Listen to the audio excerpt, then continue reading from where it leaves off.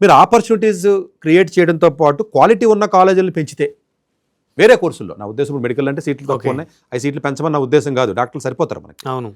మిగతా కోర్సుల్లో కానీ క్వాలిటీ ఉన్న కోర్సెస్ కానీ హోప్ కనపడితే ఏముందిరా మెడిసిన్ రాకపోతే ఏముంది, చక్కగా మనం పలానా కాలేజీలో పలానా కోర్సుకి వెళ్తే మంచి జాబులు వస్తున్నాయంట అని అనిపించినప్పుడు మీ స్ట్రెస్ ఎందుకు ఉంటుంది? అవును. మీరే చెప్పండి అసలు.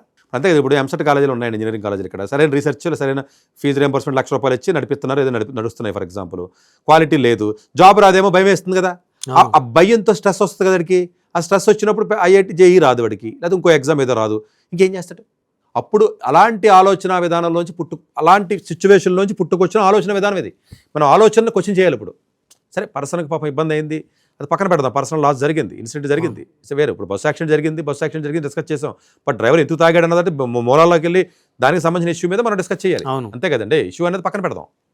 అంటే ఏంటి, క్వాలిటీ ఉన్న కోర్సెస్, క్వాలిటీ ఉన్న కాలేజెస్, అలాగే ఎంప్లాయ్మెంట్ జనరేట్ చేసి ఇండస్ట్రీస్, ఆపర్చునిటీస్ మన భారతదేశం మనకు సరైనటువంటి యూత్ పవర్ ఎక్కువ ఉన్నటువంటి ఈ దేశంలో కల్పించకపోవడం వల్ల ఇదే జరిగింది.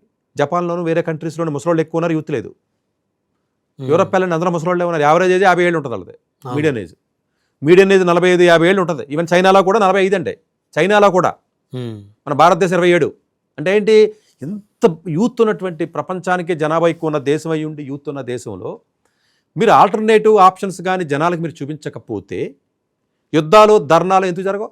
కాదండి, ఇప్పుడు ఒకడు దొంగతనం చేస్తున్నాడంటే ఏముంటుంది మీరు చెప్పండి రీజన్? అంటే బతకానికి అవును లేనప్పుడే కదా. అంటే ఇది ఏంటంటేనండి, ఈ విషయాన్ని అతను పర్సనల్గా లాస్ అయిందన్న విషయాన్ని పాపం చాలా బాధాకరమైన విషయం, అసలు మనం ఊహించడానికి కూడా అవకాశం లేని విషయం. అది తలుచుకుంటేనే అసలు మనిషి అసలు మనకు అది అసలు డైజెస్ట్ అవ్వట్లేదు ఆ పాయింట్.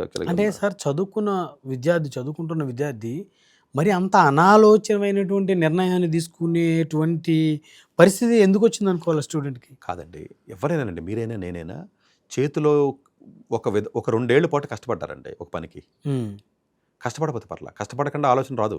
కష్టపడిన తర్వాత చేయి జారిపోతుంది, నా వల్ల అవ్వదు అనిపించింది.